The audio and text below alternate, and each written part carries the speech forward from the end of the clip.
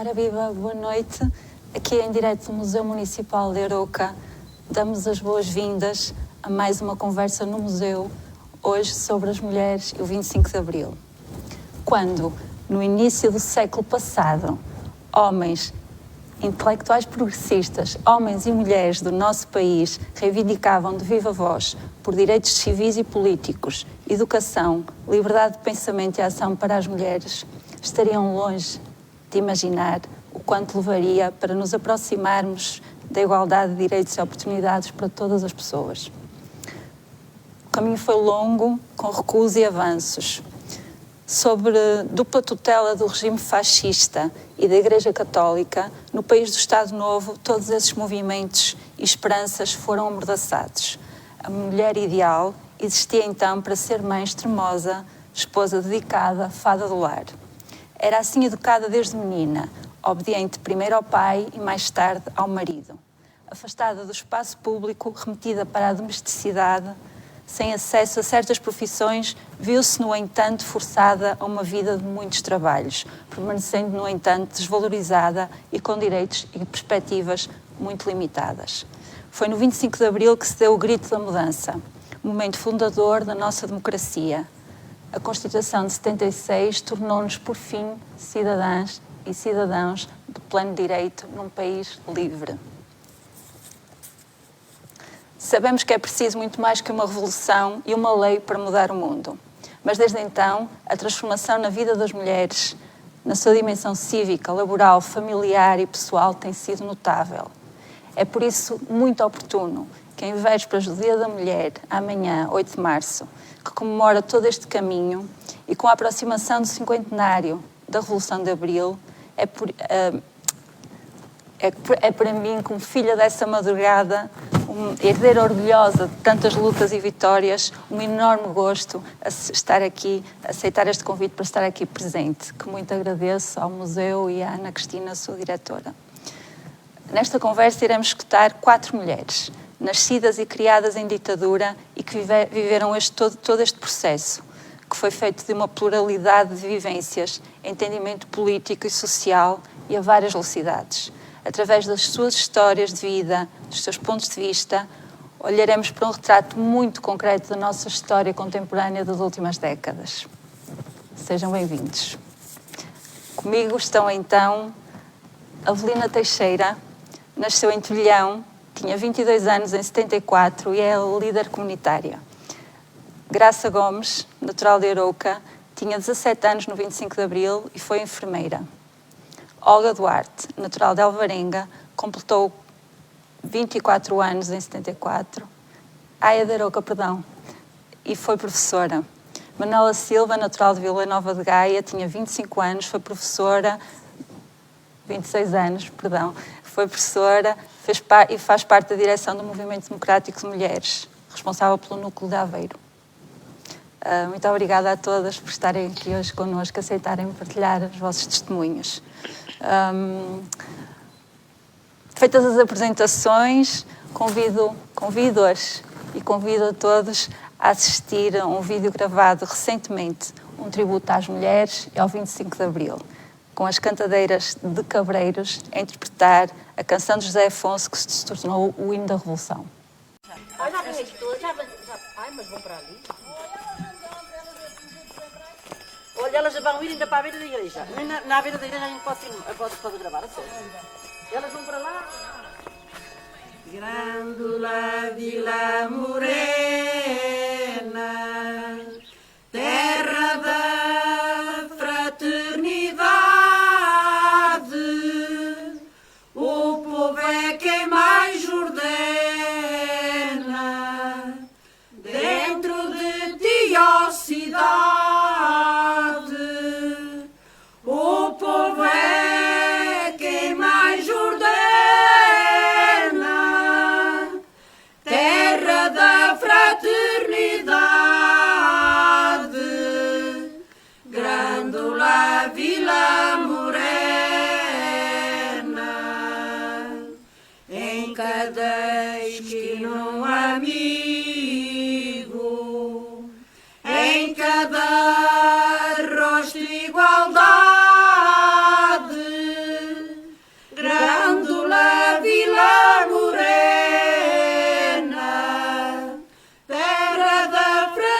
unidade,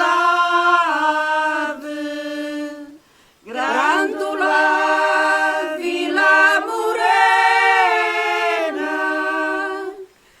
em cada rosto igualdade,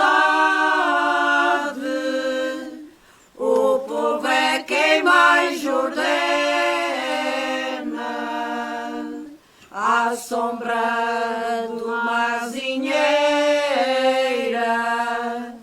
que já não sabia a idade, jurei ter por companheira, Grândola, a tua vontade, Grândola, a tua vontade,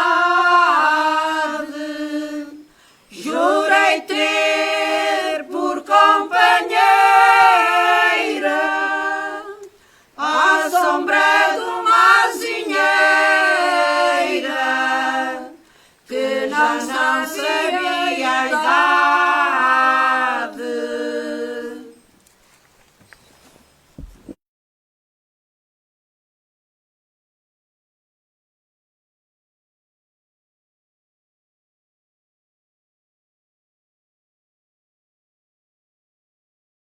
É maravilhoso, é impossível não sentir uma emoção ao ouvir Enorme. a Grândola nas vozes também da Avelina, que está aqui connosco. Senhor, muito bem. Então, Lindíssima. é maravilhoso. Portanto, eu então, com este repto, propunha que cada uma de vós olhasse, revisitasse um bocadinho o passado e nos contasse onde é que estavam e o que é que significou para vós o 25 de Abril. Avelina. Eu, quando foi 25 de Abril, eu estava aqui em Arouca, ali em cima em Castro, a fazer primeiro e segundo ano. Naquele tempo, agora é quinta e sexta classe, mas naquele tempo era primeiro e segundo ano. Depois, mas já... Escola da Malhadora, não é? Como? Na Escola da Malhadora. Sim, na Escola da Malhadora. Pronto, mas foi só nas 7 semanas. Depois estava lá na minha aldeia e naquele tempo era difícil. Nós éramos muito mais... nossos pais nos deixavam andar, ter liberdade. Nós tínhamos que fazer aquilo que eles queriam. Se houvesse um baile, nós íamos para o baile, mas as nossas mães iam connosco. E pronto, e era assim mais difícil. E trabalhávamos muito e não se comia tão bem como agora. E olha, mas nós cantávamos, andávamos lá por um lado e por outro, andávamos lá todas satisfeitas, apesar de sermos mais controladas, mas pronto. Mas eu já naquela altura já namorava e casei logo no caminho. Mas pronto, mas os nossos pais não deixavam a gente ir para onde a gente queria, não. Éramos ali guardadinhas, não podíamos chegar à beira do rapaz só se tivessem nossas mães lá nos bailaricos. Nós, as mães, iam ver o que é que a gente fazia e como é que era. Pois era, não era como agora. Agora, mas naquele tempo era assim. E era diferente a educação dos meninos e das meninas? Era diferente. No fundo, não era pior do que agora. Porque nós éramos muito mais controladas e nós não fazíamos aquilo que a gente queria, mas também não era assim tanta liberdade para fazer coisas. Nós fazíamos... Não fazíamos aquilo que a juventude faz agora, não é? Naquele tempo, a gente, pronto, era muito Mas tem uma recordação feliz dessa infância. Sim. Nós éramos muito felizes. Nós andávamos lá, estas canções todas do Zeca Afonso, nós sabemos aquilo tudo, porque nós tínhamos lá um padre, não sei se devem conhecer, o Padre João. Com certeza conheceis. Ele era um pouco, pronto... Só era contra o regime antigo, não é? Aquele regime antes do 25 de Abril. E depois ele ensinava-nos todas aquelas canções do Zeca Afonso, aquelas coisas todas, nós sabemos aquilo tudo. Naquela altura, pronto, e depois ele até andou a ser vigiado, porque iam pessoas, que um senhor aqui da Arouca, que ele trabalhava à beira do senhor no notário, mas eu não sei o nome dele. e outro de lá, de Vilhão, e então, naquela altura, nós tínhamos o altifalante lá na igreja, e o padre falava sempre contra o regime. Antes do 25 de Abril, falava antes ainda. Pronto, e depois eles andavam, eram informadores da PIDE. Depois nós estávamos lá um dia, estávamos na missa, e veio cá um senhor fora, que agora até é padre, era um rapaz de lá, e vi-os lá a gravar o que o padre estava a dizer, porque ele também só falava lá dessas coisas assim, sempre a falar contra o regime daquele tempo. E então, nós depois até fomos lá correr esses senhores. E, entretanto, naquela altura, o 25 de Abril apareceu. Ora, o 25 de Abril apareceu, o padre ficou todo empolgado, e eu com muita razão. Então, depois, o que é que ele punha no alto-falante?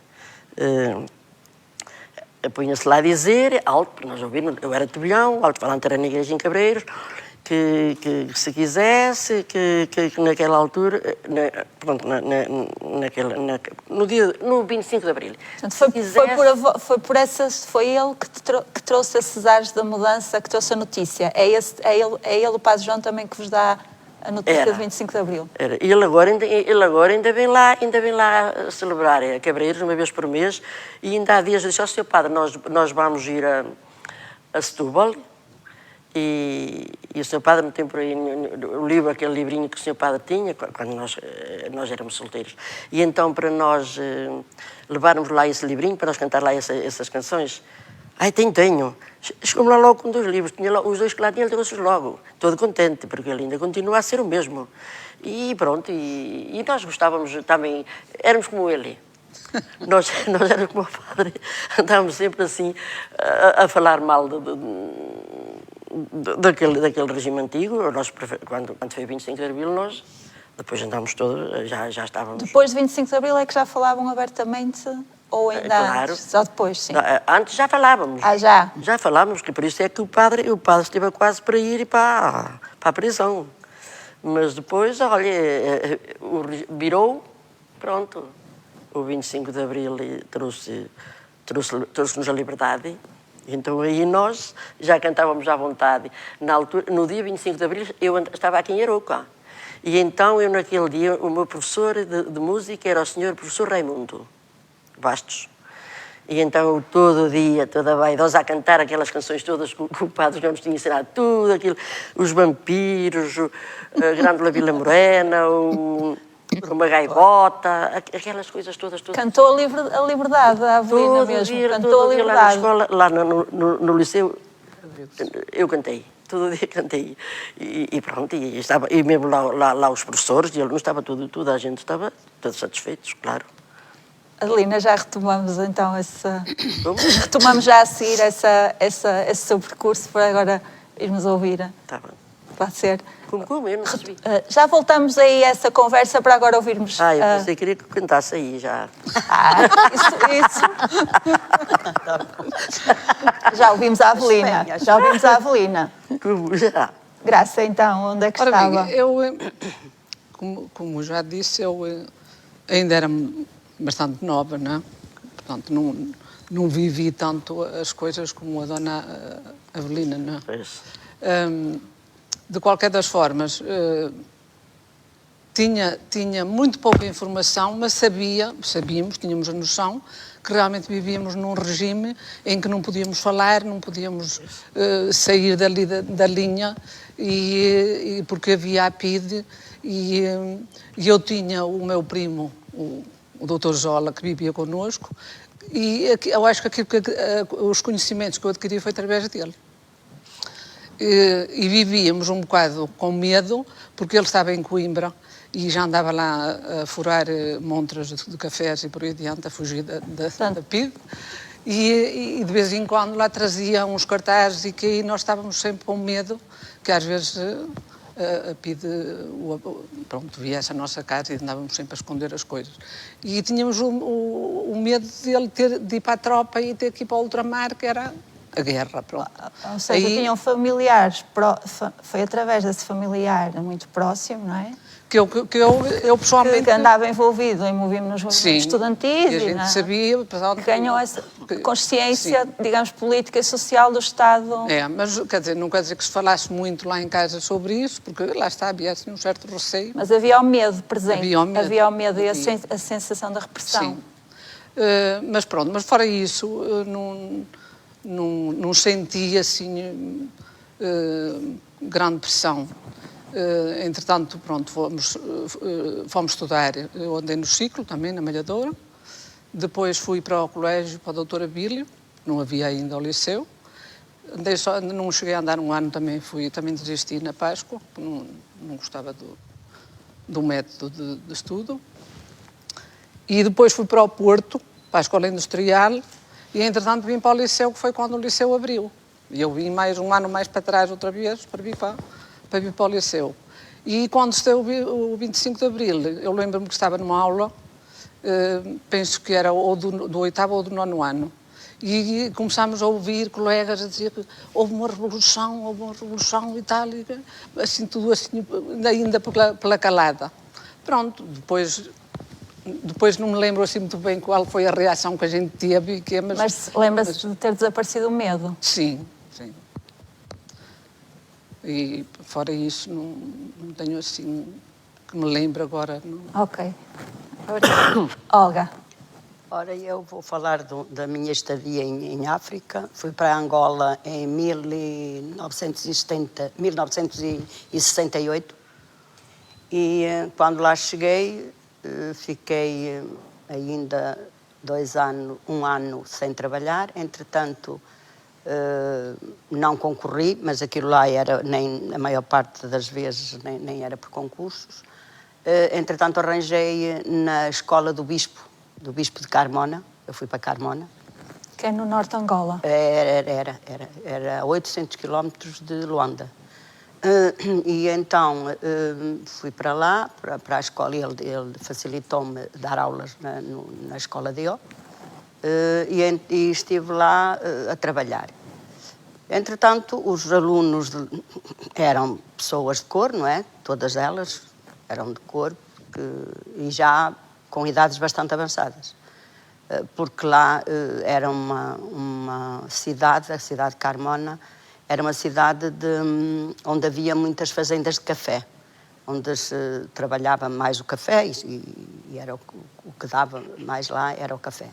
Entretanto, os alunos eram já grandes, a maior parte deles eu dava à primária, dava desde o primeiro ano à 4ª classe. E os alunos eram todos de 16 anos mais para cima. E pronto, mas eram miúdos com muitas dificuldades, com muitos problemas a todos os níveis, sociais, afetivos, carências de toda a espécie. Entretanto, estive lá ainda uns anos e foi muito complicado depois do 25 de Abril. Entretanto, deu-se cá o 25 de Abril e foi uma coisa assim rápida. Lá ninguém contava que se desse o 25 de Abril. E foi mesmo muito complicado aquele tempo depois do 25 de Abril até eu vir embora, que vinha em 75. E foi doloroso, porque eu tinha uma filha. E foi complicado pelo seguinte, porque os povos que estavam nas serranias, lá mais em cima, não estavam na cidade, eles desciam à cidade com katanas. E assim, lá nós éramos todos julgados pelo mesmo. E é isso que me revolta um bocado. Mesmo aqui, quando chegámos, também foi um bocado assim. Porque houve gente, eu tenho a experiência e vi perfeitamente que houve gente que usou um bocado as pessoas de cor. Mas outros já, como eu estava a dar aulas, o meu marido trabalhava num banco e havia muita gente que estava lá a ajudar, nem sequer era, pronto, outros havia que não. E então nós éramos medidos todos pela mesma forma. E o meu medo realmente houve um dia que acabei por pegar na minha filha e meter-me debaixo da cama. Porque eu tinha visto coisas com katanas muito dolorosas. Pronto, aquele espaço que eu tive realmente do 25 de Abril até vir embora, como digo, foi em 75, foi complicado, muito complicado mesmo. Tínhamos muita gente que era por nós, mesmo pessoas de cor que eram por nós, mas vi muita gente ao meu lado acabar por morrer. E depois é assim, é o que eu digo, se fosse com um tiro, se fosse com armas, até seria mais fácil, eu digo muitas vezes, e é verdade, um tiro a gente leva e pronto. Mas não, aquilo era mesmo doloroso, porque eu vi alguns morrer e tiraram-lhes mesmo o pescoço e foi complicado. Pronto, e entretanto eu depois acabei por fui embora, depois com a minha filha, entretanto o meu marido ainda lá ficou, mas eu vim, e com a esperança de que poderia lá voltar, poderia ir outra vez, até porque deixei lá, eu não tinha casa, a casa não era minha, mas tinha as minhas coisas lá. Portanto, e deixei, Desculpa interromper. Não, e deixei lá tudo, pronto, e vim-me embora, convencida que um dia mais tarde lá iria voltar, mas não, acabei por vir e nunca mais lá voltei. Portanto, é uma recordação que lhe dá um misto de emoções. É um bocado dolorosa, quer dizer, é assim, Marta, dolorosa neste aspecto depois do 25 de Abril. Antes não, Sim, exato. Foi muito bom. Digo também no sentido que tinha um projeto de vida, um sonho de vida que não passava por Portugal na altura, sim, não é? Sim. E que teve que regressar e, portanto, esta conquista, com certeza que ficou contente, feliz pela conquista em Portugal, mas também tem essa sensação também de angústia, tristeza. E tristeza por ter abandonado, no fundo, um projeto de vida. Porque eu gostava muito de lá, ainda hoje tenho uma saudade tremenda, porque aquilo era muito diferente de cá. As pessoas tinham outra cabeça, outra abertura, eram pessoas abertas, nós, ao fim de semana, juntávamos, todos nos conhecíamos, juntávamos, comíamos ali, fazíamos churrasco. Foi desse tempo, os churrascos de cá, foi depois que os retornados vieram. E realmente nós encontrávamos-nos ali, fazíamos festas, éramos felizes, as pessoas eram todas felizes, não havia ninguém que andasse com uma cara triste, nada, as pessoas eram mesmo felizes. Em África, em Angola, éramos mesmo muito, muito felizes. E depois que se deu o 25 de Abril, foi realmente muito triste para a maior parte das pessoas. Houve muita gente que veio sem nada. Eu tive uma colega que deu aulas comigo lá, que veio para cá, naquela confusão, que ela meteu-se num avião, nem sabia do marido, não sabia dos pais, não sabia de ninguém. Chegou aqui e teve que ir aí para uma pensão, porque entretanto ajudaram algumas pessoas das que vieram, e houve pensões para onde eles foram. E entretanto essa pessoa depois acabou por vir dar aulas para Alvarenga, depois encontrei-a mais tarde em Alvarenga, era eu diretora na altura, e ela chegou-me lá. Ainda não tinha encontrado o marido, ainda não tinha os pais, não sabia de onde é que eles estavam, nem para onde é que eles tinham ido. Houve coisas muito complicadas e houve gente que passou muito mal depois de vir, muito mal. Pois, o programa do 25 de Abril era democratizar, descolonizar, mas deveria ter o seu tempo. Claro, acho que deveria ter o seu tempo. Foi um bocadinho traumática para muitas pessoas. Foi muito traumático para muitas famílias, para muitas pessoas, muito mesmo. Mas depois a integração da Olga... A integração depois foi fácil, porque depois, entretanto, cá acabei por concorrer, fiquei em Alvarenga e dei aulas na telescola, no 5º e 6º ano da telescola. Rapazes e raparigas, nessa altura já estava tudo, já havia, as escolas eram mistas. E dei aulas do 5º e 6º ano e dei durante 26 anos à telescola. E recorda-se, agora como estamos aqui a falar de mulheres, em relação ao que vivia, ao que era a sua experiência... Em Angola? que estava quase mais cosmopolita do que aqui a metrópole, sentir esse fechamento, essa falta de liberdade das mulheres nos costumes, nos usos, nas roupas. Sim, era muito diferente. Sentiu até nas próprias cores. Sim, as próprias cores lá eram alegres, eram os Sim. vermelhos. Aqui não, aqui as pessoas vivem muito para o escuro e lá não, era tudo muito... Aliás, nós vinhamos, eu ainda cheguei a vir cá de férias 2 vezes, e nós trazíamos já roupas muito coloridas, as pessoas até nos confrontavam e diziam, ai, tu lá usas uns vermelhos e uns amarelos, mas lá era assim, usava-se estas cores assim, e as pessoas eram muito liberais, eram muito liberais mesmo, era muito diferente de cá. Mesmo até os próprios alunos, que apesar de ser de cor, não é, lá, eles eram muito diferentes dos depois que eu apanhei cá, muito. Eram muito mais abertos, muito mais felizes, eram muito diferentes. Obrigada, Olga. Nada. Agora então, Manuela. Eu gostava de dizer algumas coisas sobre aquilo que eu ouvi. São todos testemunhos extremamente interessantes.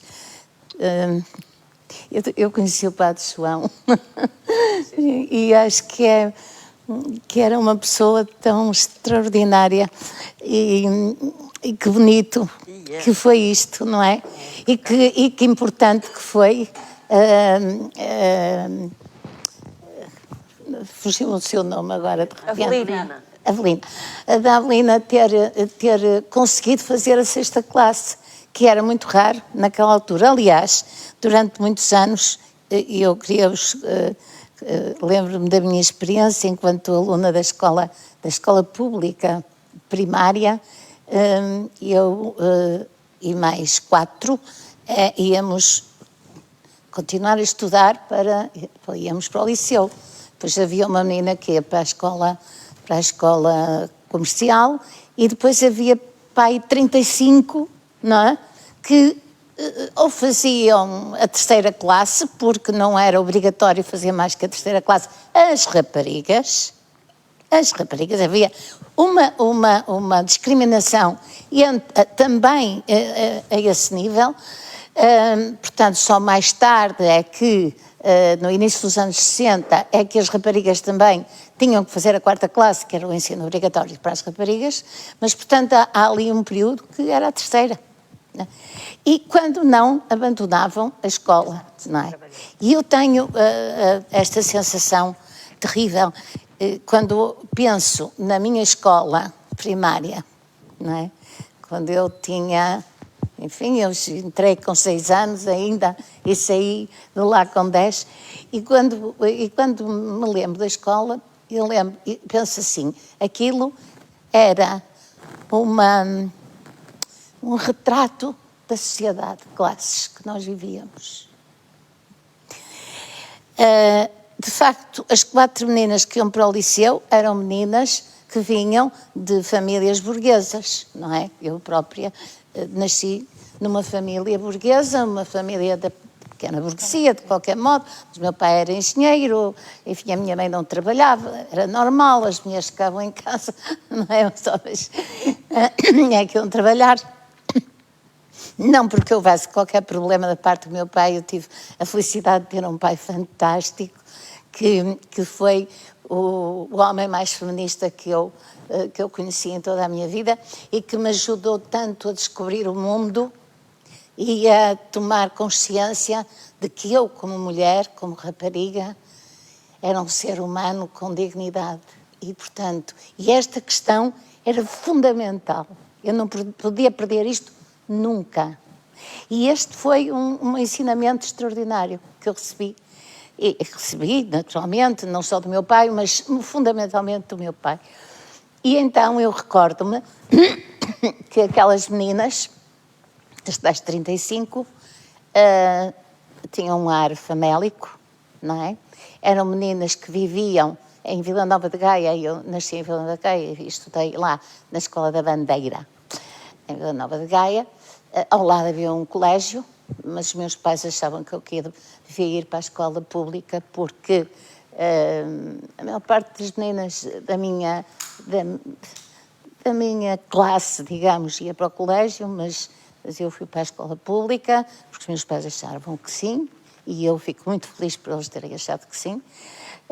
E eu fui para a escola pública e, portanto, convivi com aquela miséria.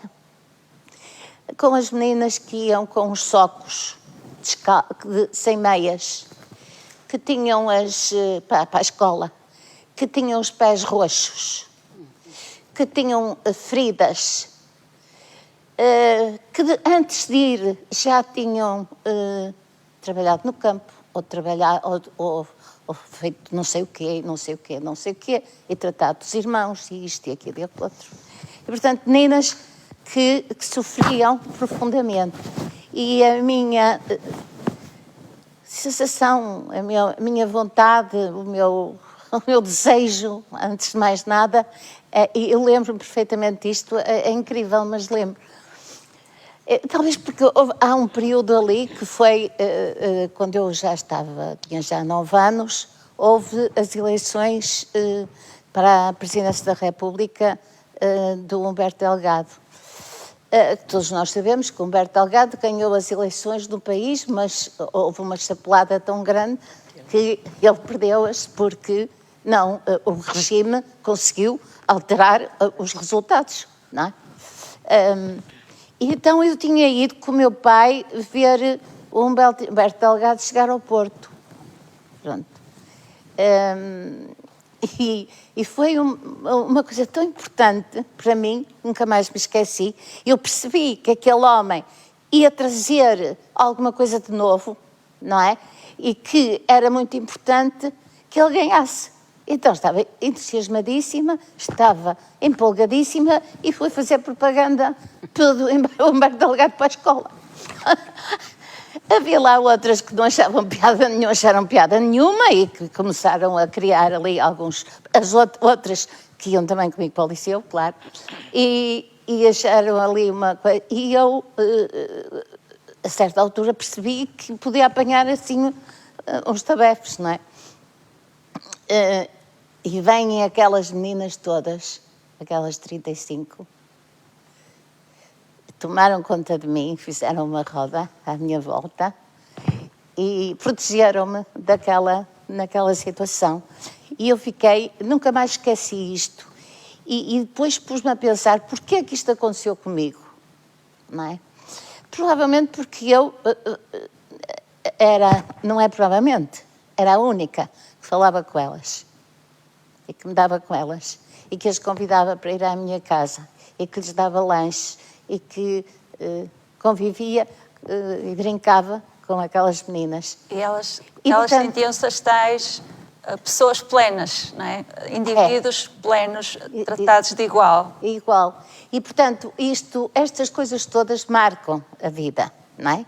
E a mim marcaram-me profundamente. Nós não nos podemos esquecer que estávamos num regime opressor até dizer basta.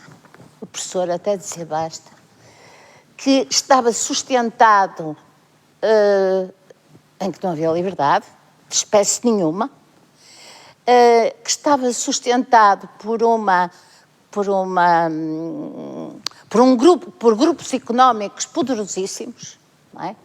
Porque eram eles que queriam que isto fosse assim, desta maneira, que tinha ligações com o nazismo, com o fascismo italiano, com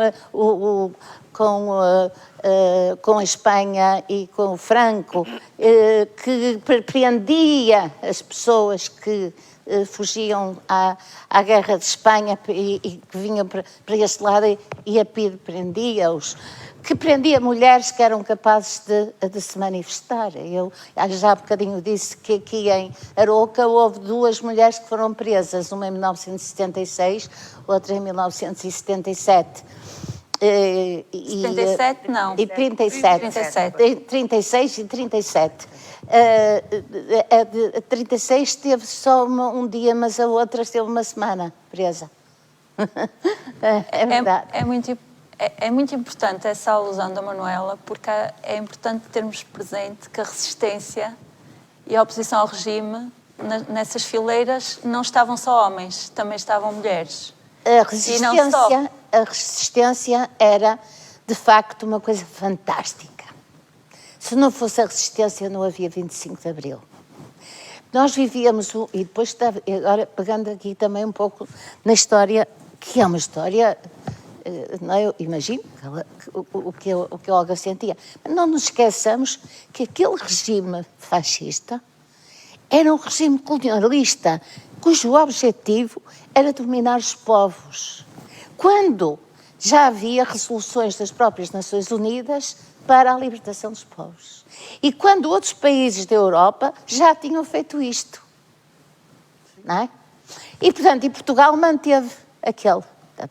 O que aconteceu, Angola foi uma das situações mais difíceis, mas é evidente, isto é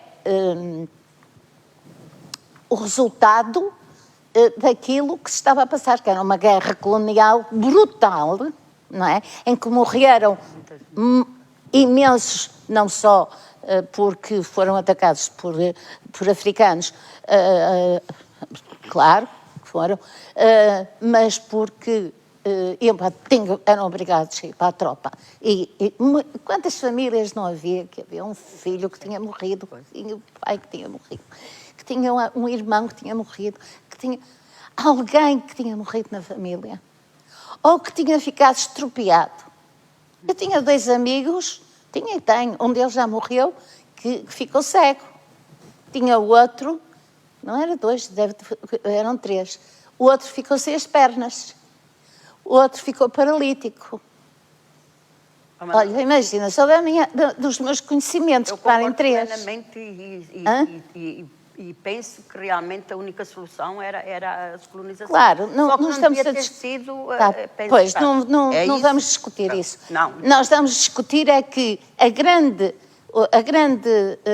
digamos, quem não é propriamente o 25 de Abril que tem que ser culpado, ou mais culpabilizado por este tipo de problemas que houve, mas sim aquele regime que criou este escalabro, o domínio de povos, para lhes retirar, para lhes roubar as suas próprias riquezas, que está a acontecer no mundo hoje, em outros sítios. Bom, mas eu há bocado estava a falar na resistência, disse-me das mulheres. Claro, as mulheres foram muito resistentes. Eu tenho aqui este livro, que aconselho muito a que as pessoas leiam e que consultem. Este livro chama-se Elas Estiveram nas Prisões do Fascismo e foi feito pela URAP. A URAP é uma organização que existe hoje, a União de Resistentes Antifascistas Portugueses, que está organizada em todo o país, tanto em Aveiro, em vários sítios, e eles fizeram um levantamento sobre as mulheres que estiveram presas nas cadeias do fascismo e conseguiram identificar com nomes, com os momentos em que foram presas, o local, as profissões, tudo isso, conseguiram localizar 1755, descrever, portanto, mas há mais 500 e tal que têm só o nome, não se sabe mais nada nem de onde são, não estão identificadas. Portanto, digamos que foram 2.200 e... Não, mais do que isso, não é? À volta de 2.500 mulheres presas pelo regime. Manuela, então... Vemos agora muito claramente pelo que nos diz, não é? Que as mulheres vêm desta causa maior, que era a causa da guerra, da luta contra o regime opressor. Certo. Abandonaram ou deixaram um bocadinho em segundo plano a sua luta pelos seus direitos? Não. Não. E será que elas também sentiram algures necessidade de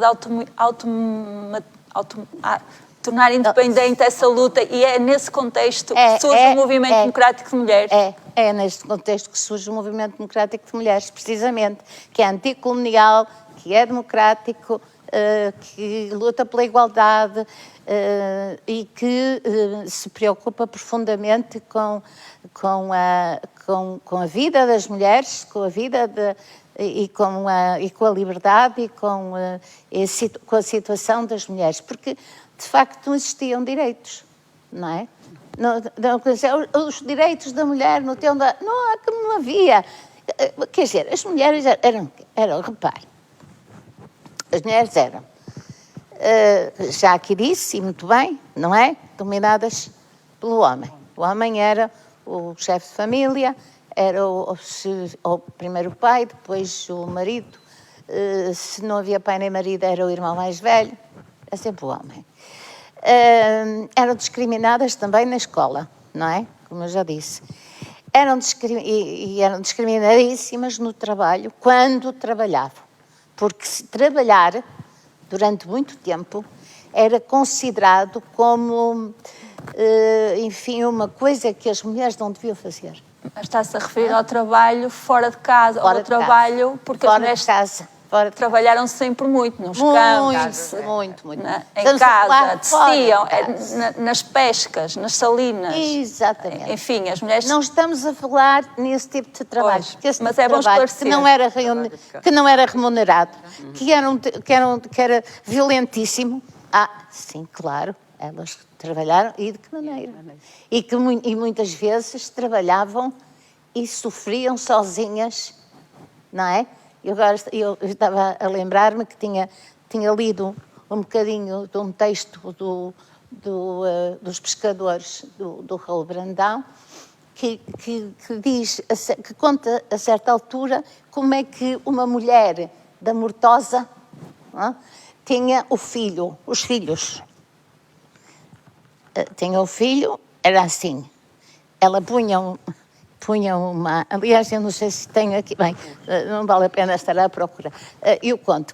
Ela punha um chale, assim, quando chegava a hora, em cima, deitava-se na cama, arranjava uma velinha, porque era muito importante o menino ter a alminha, portanto, a velinha, a luz, era a luz da alminha do menino, ou da menina, e então... Tinha os filhos sozinha, sem apoio, não havia. 27% dos partos que se faziam em casa, portanto, é que tinham assistência médica. Os outros, e eram a maioria dos partos eram feitos em casa. Então, eu vou aproveitar a deixa da Manuela. Exato, eu ia passar a... Quer dizer, eu não estou a reportar-me a essas datas, não é? Mas no tempo que eu trabalhei, ou melhor, falando até no tempo da minha mãe, por exemplo, eu nasci em casa também, as minhas irmãs, e era uma tia que era a parteira. Exatamente. Aquilo ia ajudar. E haviam muitas mulheres que, a determinada altura, já vinham, por exemplo, ao hospital na ambulância, mas tinham-nos pelo caminho. E, portanto, às vezes era o condutor da ambulância que fazia o parto. Portanto, nem sempre eram parteiras. Mas isto depois vem mais tarde, não é? Nem sempre eram parteiras, era isso que eu estava a dizer. Eram sozinhas. Os dados que há, que eu conheço e que não são muito antigos, são de 1965, 27% dos partos não tinham assistência médica, quer dizer, de casa, em casa. A maior parte era em casa, não é? Ou ela sozinha. Era em casa. Pois, e muitas acabavam por morrer. E deixe-me dizer só mais uma coisa em relação aos contraceptivos e à contracepção, que era de facto proibida, não é?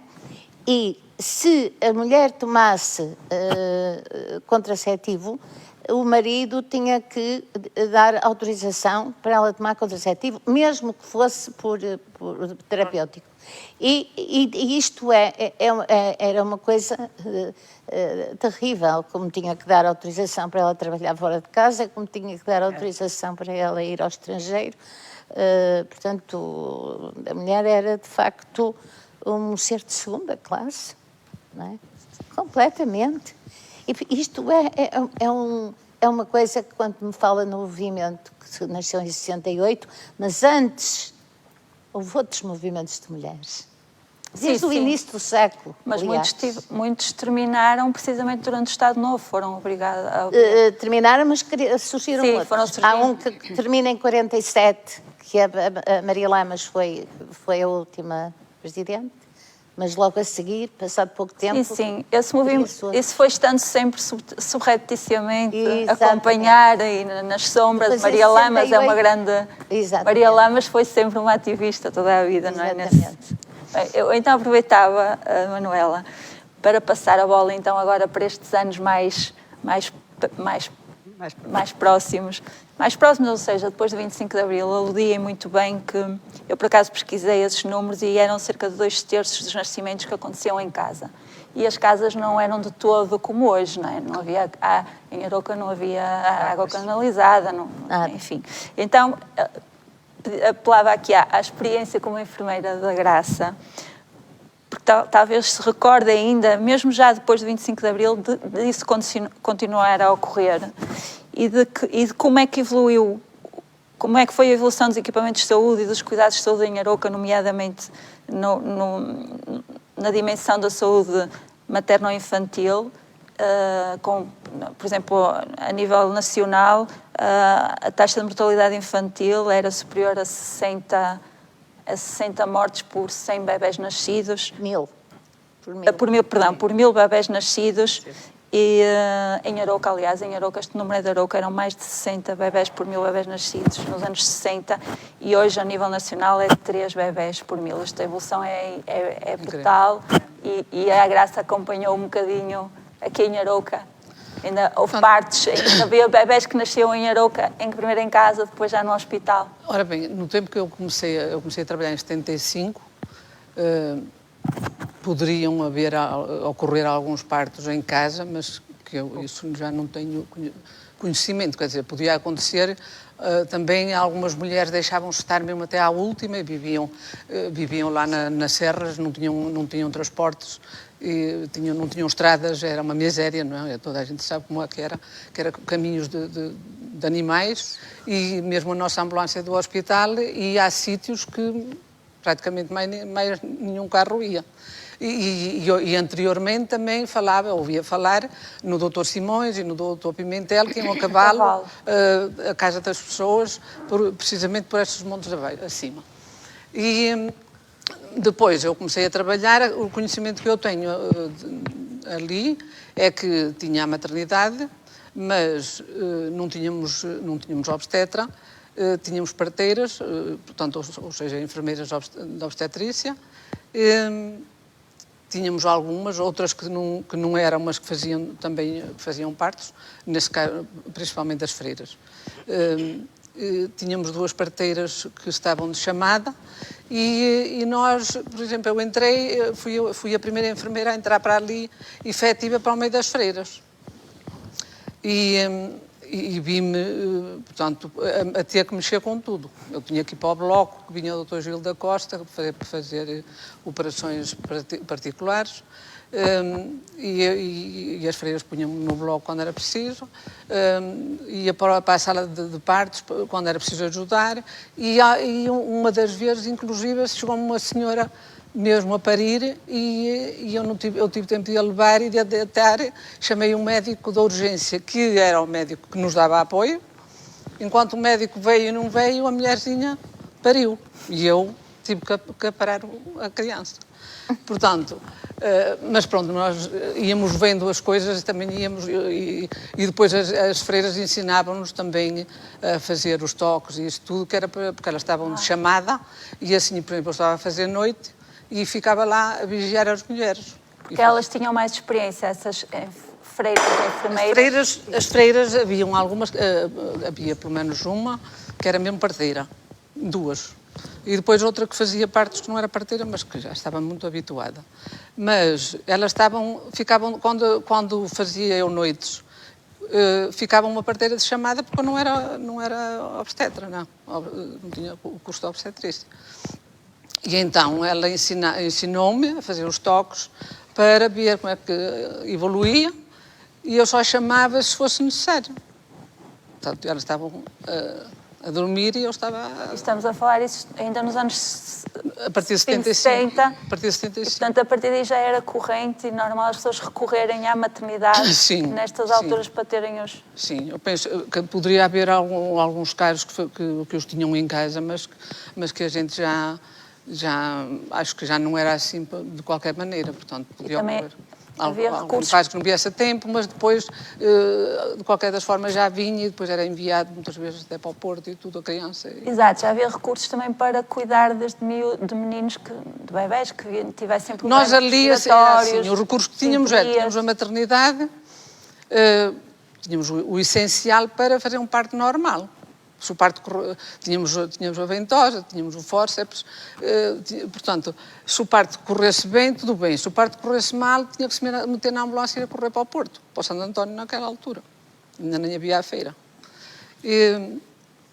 Mas pronto, quando tudo corria bem, era tudo bonito. De resto, não sei, já... E em relação também à questão da contracepção, das liberdades... A contracepção... Da saúde reprodutiva da mulher, como é que foi também esse percurso? Daquilo que me lembro, portanto, havia muitas mulheres que não tomavam e haviam médicos Que desaconselhavam? que não receitavam. E havia Homens, médicos homens, claro. Médicas mulheres. mulheres. Ai, médicas Médicas mulheres. Eu tive mulheres. uma mulher que ela não gostava Inclusive nada. ela dizia que eu também os tive, ver. portanto você também... Uma médica, uma ginecologista que não gostava nada.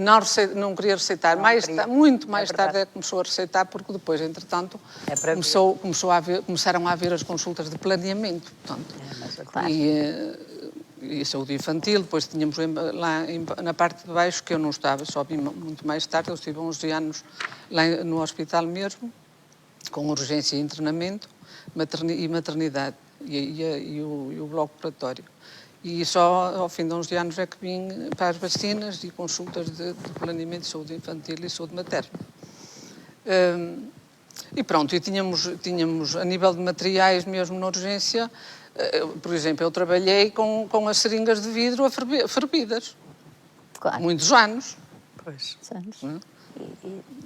E pronto, mas tínhamos alguns materiais para fazer pequenas suturas e tínhamos assim um mínimo, pronto, Sim. mas tínhamos um mínimo.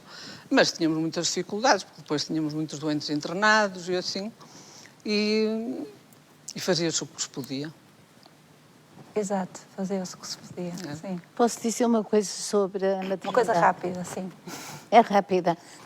Primeiro, para dizer que as enfermeiras, inicialmente, durante muitos e muitos anos, não podiam casar, não é? Mas em 60, Houve uma grande luta. 60 já pediam.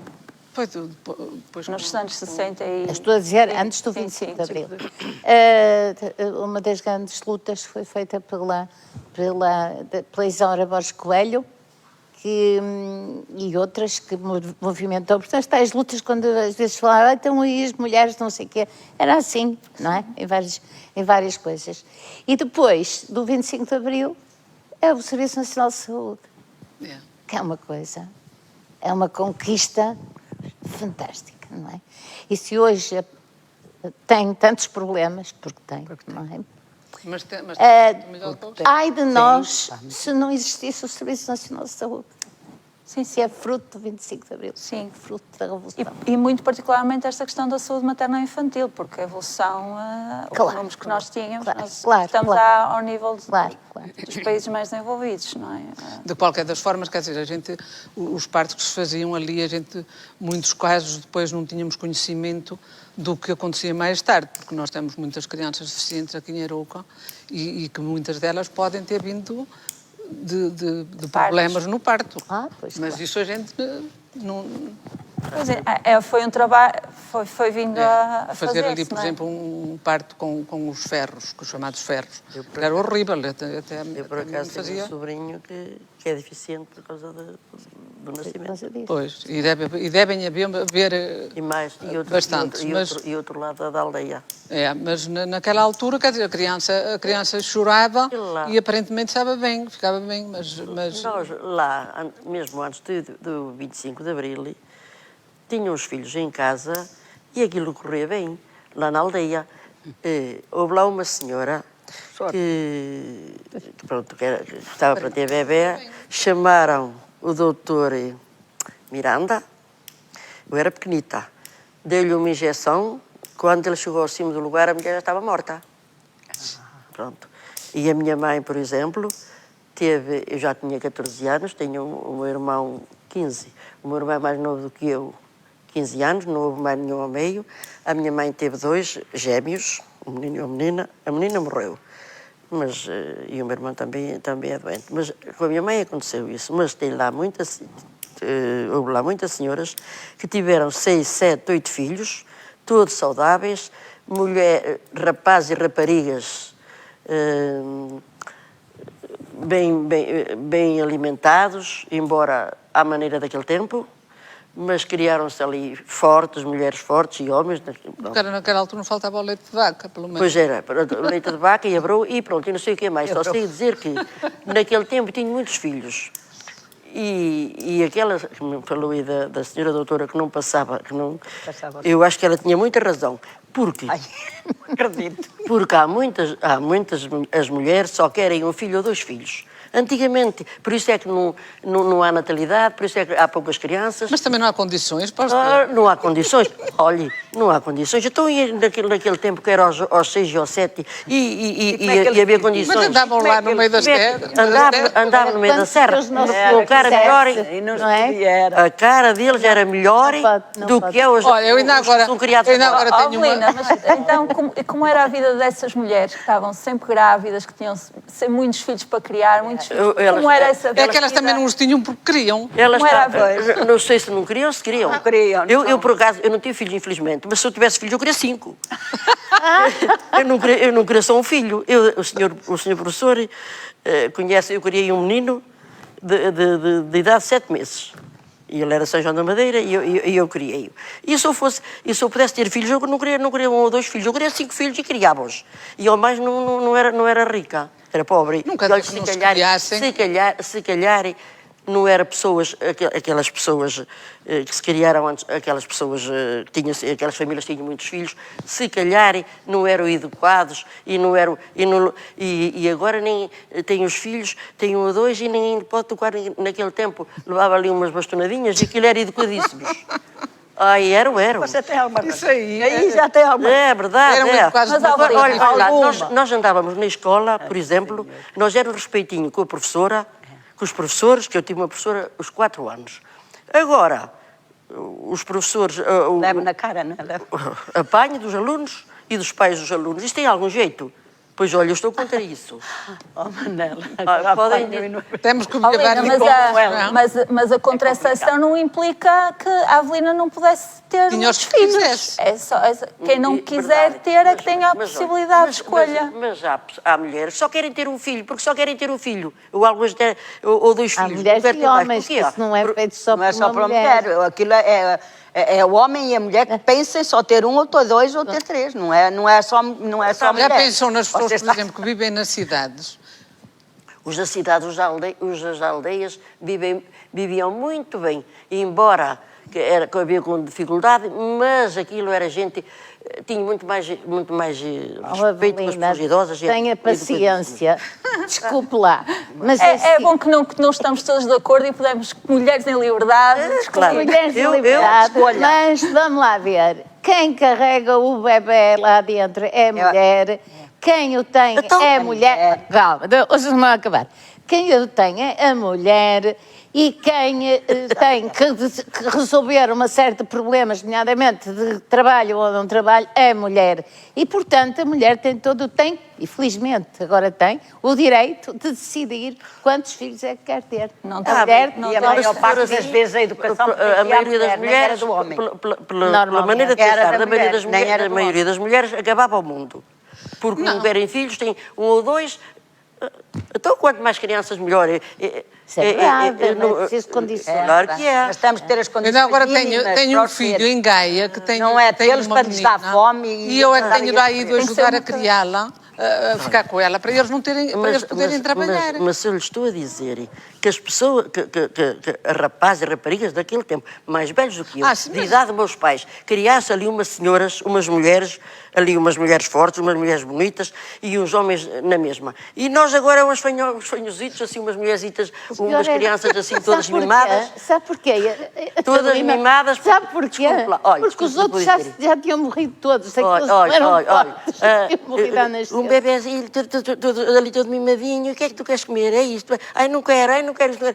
Naquele tempo era comes isto e ponto final. E as pessoas comiam e estavam muito, muito bem dispostas. Eu comi mal e andei na escola. Comecei, como estava a falar, e nós percorríamos 3 quilómetros e a caminhar, e íamos de manhã e vínhamos à noite, levávamos um farnelzito, uma sardinha ou duas e uma maçã, e se calhar nós não nos queríamos fortes e não éramos, respeitávamos ali os professores e os pais, que era uma maravilha. Agora é mesmo, só se vê mesmo que não tem jeito nenhum.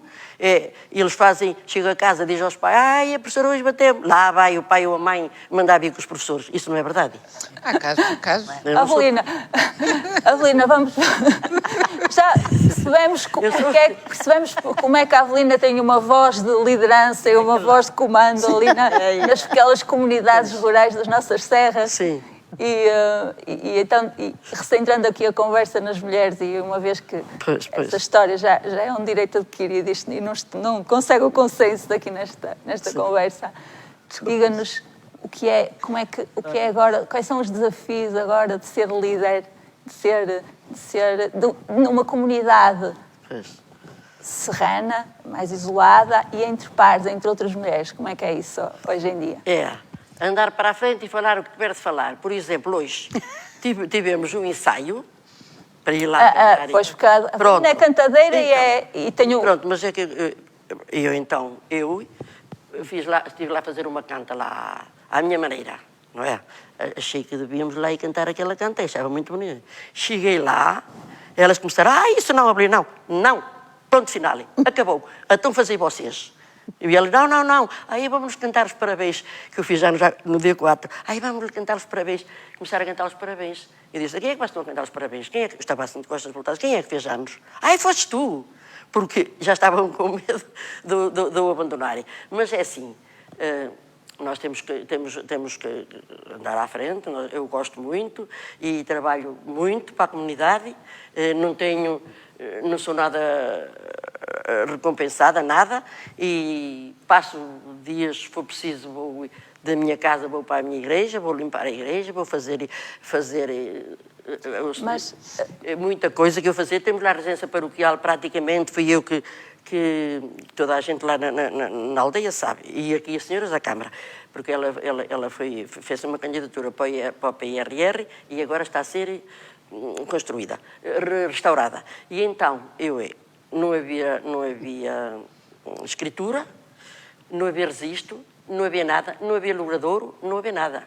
Eu tive que mandar lá o topógrafo, portanto, medir o logradouro, depois fazer o registro, fazer a escritura, fazer aquelas coisas todas, e porque a casa foi feita antes de 1952. Ou 53, e aí ele não é preciso registro, se fosse que não tivesse havido obras. Mas o dito Padre João esteve lá há 40 anos e fez lá obras, e aí já não se pôde fazer mais fácil. E então, eu trabalho para isso. Eu vim tanta vez à Arouca a fazer essas coisas, e lá e ninguém me paga nada. E gosto de andar assim à frente, e as pessoas, pronto, gosto de ajudar na minha paróquia e na minha freguesia.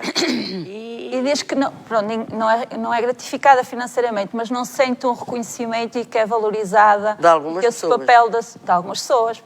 De algumas pessoas. Mas vai sendo cada vez mais, sente que cada vez mais... Sim, na maior parte dos imigrantes que vêm e viu o trabalho na igreja feito, a igreja toda restaurada, agora a casa a fazer, pronto. Mas há os que...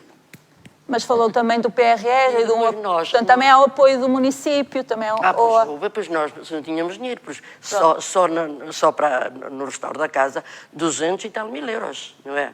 Isso veio lá do PRR. E a Câmara, pronto, a Câmara é que fez a candidatura. Nós temos que agradecer muito à nossa Câmara de Arouca. E aos avós, não é? E nós avós, porque no fundo essas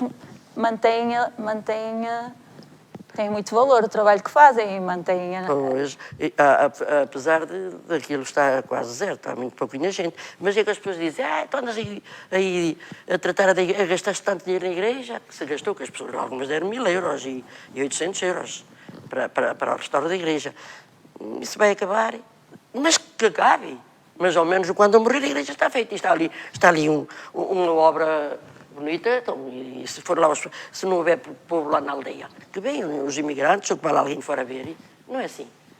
A gente tem que trabalhar sempre. E também, por outro lado, também no canto que leva à nossa identidade, as nossas raízes, também aí pelo país, disse há pouco que é um agora... Também. Isso também traz um reconhecimento e uma gratificação quando é reconhecida.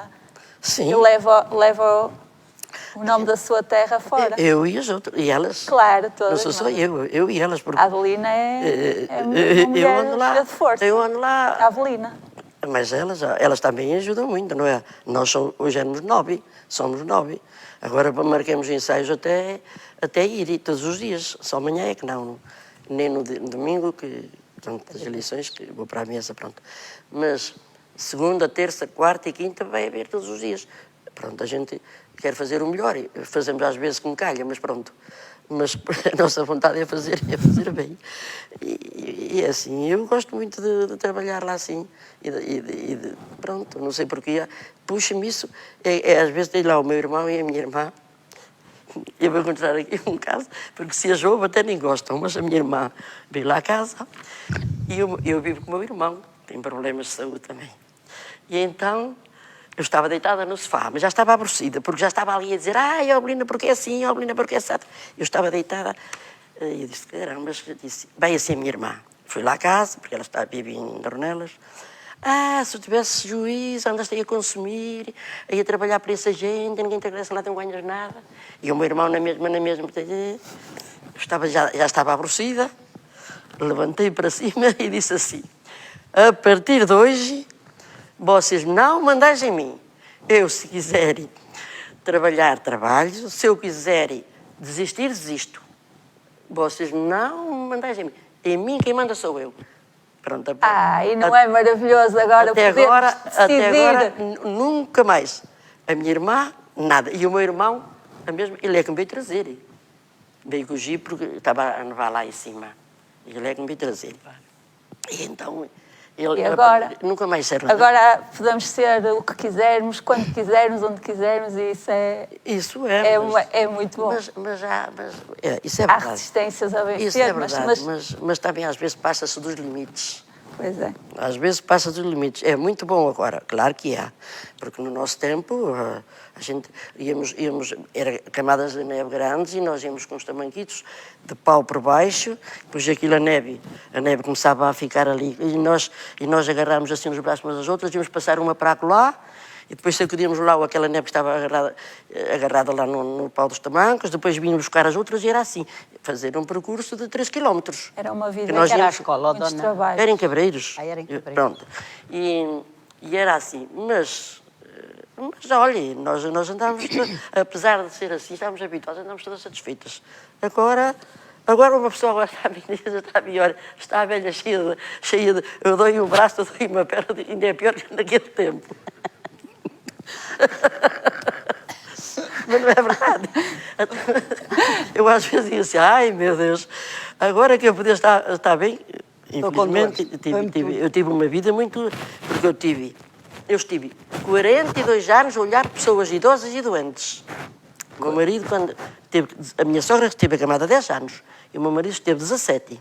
Não foi para a enfermeira, mas fez. Mas não foi, olha cuidadora. A sua enfermeira é aqui da Arouca, mas não foi uma enfermeira nunca à minha casa. E o meu marido estava algaleado, teve 17 anos algaleado. Quem lhe tirava a algalha e metia a algalha, o meu marido era eu.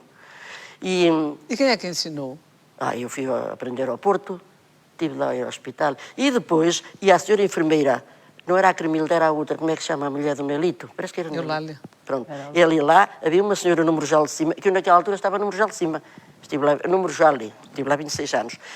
E ela metia a algália a essa senhora e a senhora enfermeira ia-se embora, lá a coisa não correu muito bem, e dali a bocadinho estava lá a chamar para eu ir lá pôr a algália à senhora. Eu olhei muito foram 42 anos, eu casei, fui a minha vida toda. Morrer 4 idosos em minha casa. E tomei conta do meu pai, da minha mãe, e desses idosos de fora, o meu marido, a minha sogra. Pois, mas a determinada altura também começaram a haver domicílios. Mas elas não sabem, o meu marido, pronto, só Olha o teu. Diga. Olha o teu. Inclusive, depois havia a carrinha também. Mas não é lá, a minha casa não é ninguém, não era preciso lá ninguém. Pois você fazia. Eu fazia o trabalho, não é lá ninguém. E o meu marido também preferia que fosse. Pronto, não é? mas com o Serviço Nacional de Saúde, precisamente, começou a haver outra assistência Sim, mas, ao domicílio pronto, e os cuidados de prevenção, portanto... Sim, mas olha, Sim, ainda há um caminho a percorrer. Precisa claro. de uma grande volta. Ainda há. Não, Sobretudo nestes trabalhei lugares muito, isolados que estão muito com- afastados. Com não só. pessoas idosas e doentes. E depois, um ano, andei em Albergaria da Serra a tomar conta dos doentes. A senhora estava... O senhor teve o cancro, não é? E a senhora dormia à lareira lá num cadeirão daqueles... Pronto, e eu estive lá um ano inteiro a tomar conta deles. Ia todos os dias, ia de manhã e vinha outro dia de manhã. Andava por lá, pela serra, sempre. E os outros foi em minha casa. Eu depois tive um problema de coração e é que foram 4 que estavam em minha casa embora, porque eu estava lá 4 idosos na minha casa.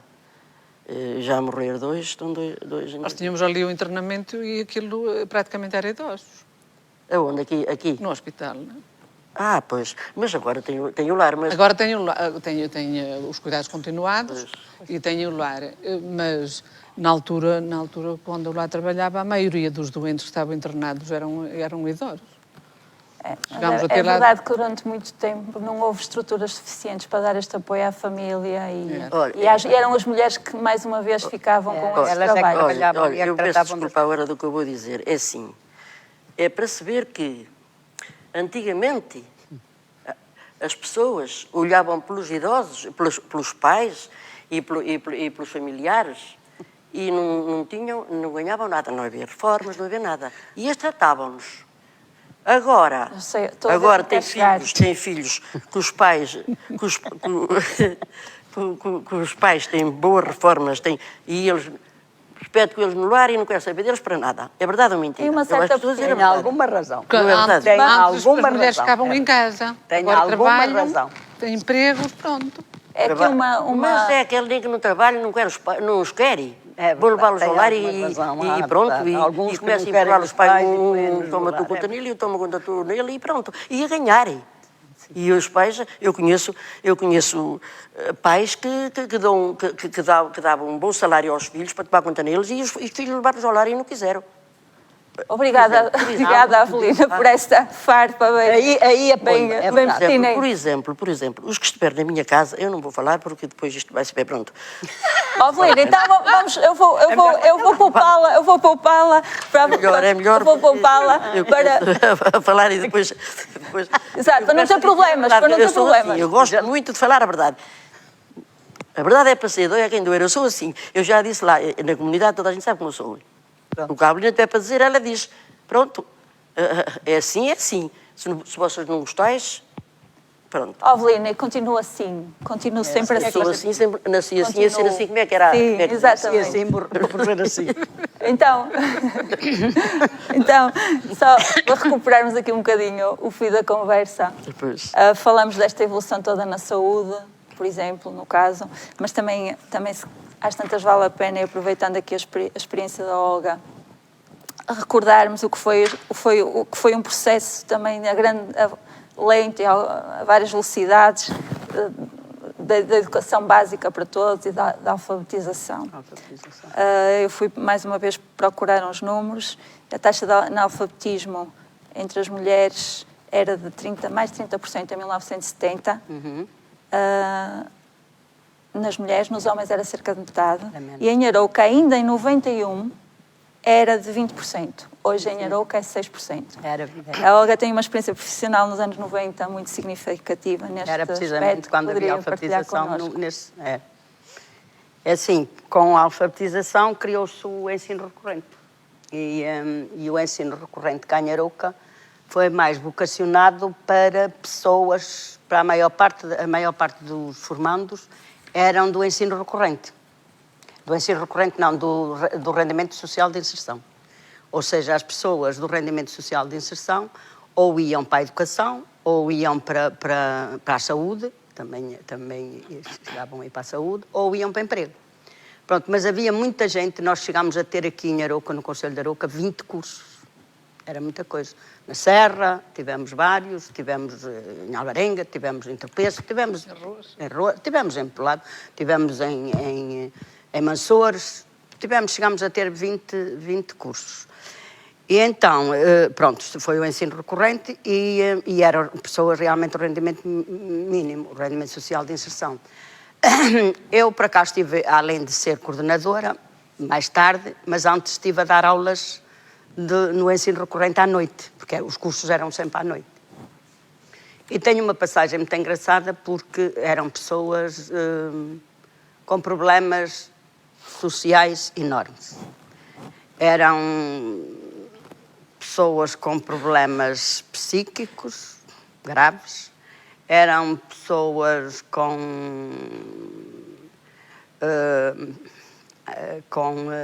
muito incapazes de decifrar, fosse o que fosse. Sobretudo mulheres, Olga? Sobretudo mulheres. Eu tinha dentro da sala de aula, quando estava a dar aulas, tinha dentro da sala de aulas 3 homens e o resto de mulheres, e chegava a ter 15 alunos. E então, a porcaria era tanta, que nelas próprias, elas não se cuidavam, eram pessoas com falta de higiene, mas uma falta de higiene tremenda, muito descuidadas. E então, como é que eu havia de fazer, porque era eu que estava lá na sala, como é que havia de fazer, até que resolvi, depois de conversar com a colega coordenadora na altura, resolvi fazer um salão de cabeleireira lá dentro da sala de aula, eu própria. E então levei, como é que havia de fazer? Lá não havia água quente, só havia água fria, havia a casa de banho, mas tinha água fria. Então eu levei um fogão, pedi à coordenadora, levei um fogão, levei bacias, levei panelas, comprei rolos, a coordenação comprou rolos, escovas, tudo o que é necessário no salão e levei para lá. E incentivei os alunos à limpeza das cabeças porque estavam com... E havia piolhos? Prontos, tal e qual. Era. E até porque eu apanhei, porque eu tinha muito vício de ensinar os alunos nas carteiras, perto deles. Ia para lá, sentava-me lá e estava ali com eles e eu acabei por... Claro, é normal. Sim. E então... acabei por fazer lá um salão. E foi muito, muito interessante porque eles, principalmente as mulheres, gostavam, e os homens também faziam parte. E de que forma? Lavando as cabeças às mulheres. E então eles gostaram tanto, as mulheres gostaram tanto, começaram a ter tanta vaidade nelas. Autoestima. Era uma autoestima, levantei. Eles à sexta-feira era sempre esse o trabalho deles. Não fazíamos nada a não ser mesmo cuidar das pessoas. Elas depois até tinta queriam que levasse para pintar os cabelos, já aquelas que tinham já bastantes brancas, e pintavam o cabelo, cuidavam-se todas, pediam depois para levar pinturas para se pintar, ou seja, professor, como é que se pinta, como é que é... Quer dizer, acabei por levar tudo. E eles realmente tiveram, a autoestima deles levantou e ficaram, as pessoas nem pareciam as mesmas. Portanto, aprenderam, alfabetizaram-se ao mesmo Alfabetizaram-se, mas eu nestes cursos, o que eu achava de mais importante nem era a alfabetização em si. Empoderaram-se. A maior parte deles queriam era saber escrever o nome, era o que eles me diziam sempre, eu só quero saber escrever o meu nome, para assinar um documento, era o que eles mais pediam. Mas... O mais importante para mim era dar-lhes outras capacitá-los e empoderá-los para eles e de alguma maneira, como é importante essa confiança e essa mentoria de alguém, e como isto é importante ainda nos dias de hoje e sobretudo para as meninas. Sim. Porque aquilo não era para lhes dar confiança e estímulo e... Ó Marta, mas aquilo eram pessoas já de uma certa idade. A maior parte das pessoas lá eram dos 50 para cima. Mas isso é um papel também de educação, não é? Como? Também é um papel que... Sim, pois é. E entretanto, pronto, tanto é que ainda hoje eu passo por algumas, já pessoas de uma certa idade, e elas têm muita saudade disso, muitas saudades, dizem, ai professora, quem me dera outra vez ir para a escola. Foi tão bom, tão bom. Pois claro, faziam-se festas, uma fazia anos, fazia-se um bolo, levava-se um bolo, fazia-se uma festa, e aquilo para eles foi muito, muito gratificante, foi muito bom para aquela gente. Pronto, e depois, além desses cursos do ensino recorrente, tivemos os cursos EFA, que eram os cursos de educação e formação de adultos também. Mas para aí já eram mais novos, porque eram pessoas que já iam fazer o 5º e 6º ano. Já eram pessoas de 30, 20 e tal, muita gente também que estava com a 4ª classe e pessoas de 27 anos que não tinham o 5º e o 6º ano. No recorrente, pronto, era realmente pessoas, tinha lá muitos alcoólicos, muitas pessoas, é o que eu digo, havia muitos problemas sociais. Muitos problemas sociais. Até ainda nos anos 90. Foi. Realmente isto... E havia, desculpa lá, eu tinha lá alunas, claro, a maior parte delas eram casadas, que eles também alcoolizados, mas não andavam lá, e chegavam lá ao meio das aulas, entravam por lá, estás a perceber?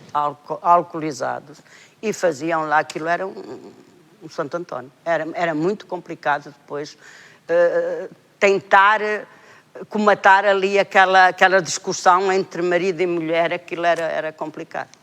Mas pronto, mas foi-se resolvendo os problemas da melhor forma, e muitos deles realmente ainda hoje têm saudades disso. E eu também. Foi uma etapa da minha vida que me marcou muito estes cursos. E foi do que eu mais gostei até hoje. E também isso, como a Manuela falava do Sistema Nacional de Saúde, também é uma conquista do nosso Estado Social. Sim, foi uma conquista. Apesar de tudo, são ainda muitos resquícios, interstícios de reminiscências, não é? De períodos antigos. E passava então à Manuela. A Manuela participou e coordenou ao longo deste tempo, não é? Já falou do seu tempo de resistência, mas agora neste tempo de democracia coordenou e participou em muitos projetos. Desculpe, há aqui uma coisa que eu acho que as pessoas não sabem e que eu acho que vale a pena revelar. Eu acho que vale a pena revelar, porque isto é tão terrível que eu acho que tudo o que pudermos ajudar para esclarecer o que era o fascismo e o que foi aquele período ajuda com certeza as pessoas. E eu não posso deixar, voltando à história das mulheres presas, não é? Estiveram presas até o 25 de Abril, não é? Algumas delas foram só libertadas no 25 de Abril, mas elas tinham uma forma, dentro da prisão, tinham formas de resistência, dentro da prisão. Sim. E uma das coisas que elas conseguiram fazer foi, com aqueles papelinhos